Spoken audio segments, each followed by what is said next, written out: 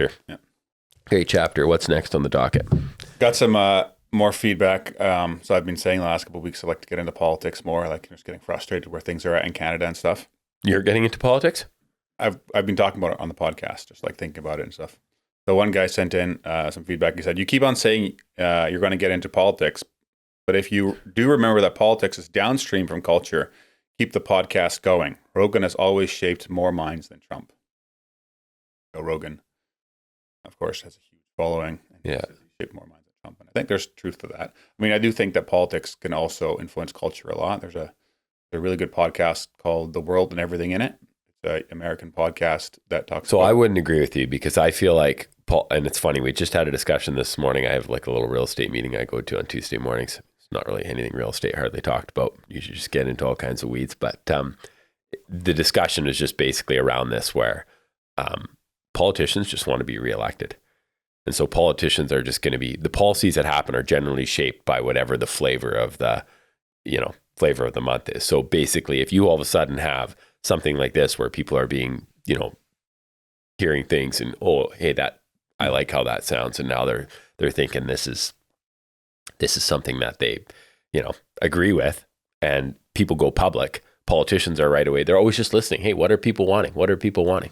Like they might have an agenda, but I mean, great example now federally in our country in Canada is that all of a sudden the Liberals who have been pushing carbon tax are now they got rid of the carbon tax. Like it would be humorous if it wasn't so pathetic, right? Like it's just... So my argument to that would be like, what about Germany in the 1940s? Like, was the culture on board with Hitler? Oh, I mean, you'd already mentioned, you already talked about Jodie Terpstra once in the podcast about your English, but like I distinctly remember her perspective, which I found there again. I mean, I've read a lot of history books since, and I think it was accurate.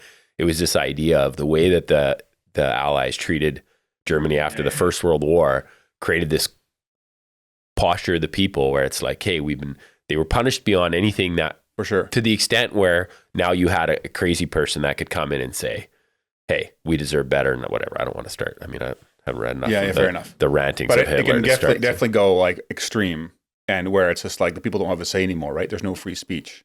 Like if there's no free speech in a country, then it's pretty hard for your voice to even be heard. That's fair. And to move. And so, I think they go hand in hand.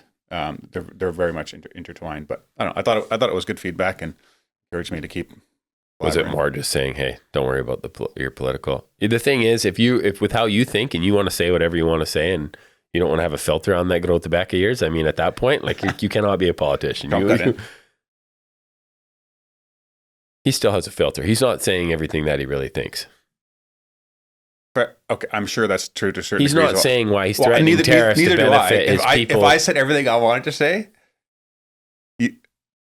oof, awful. Me too.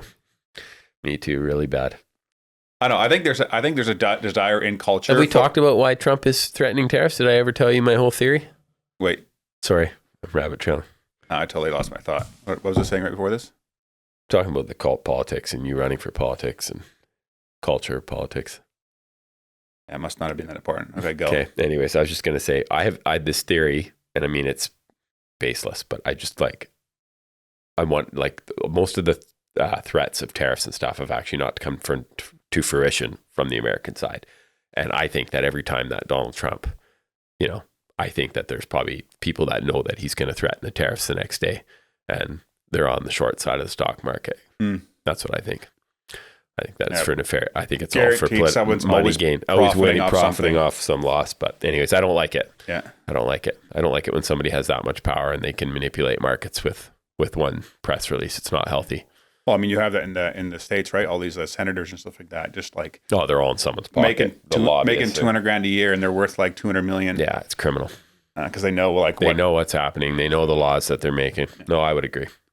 Okay, I have someone that sent in a question. Hey guys, if you enjoyed that episode and were blessed by it, would you be willing to support the show? That would help a lot in creating more content, improving the quality of the content, putting the production value, getting more guests on, and me being able to spend more time and energy towards it. So if you're interested in doing that, you can click up here and it'll take you to a support page. But you can also subscribe to the podcast by clicking over here and doing that. Thanks again for listening, and I'll catch you on the next one.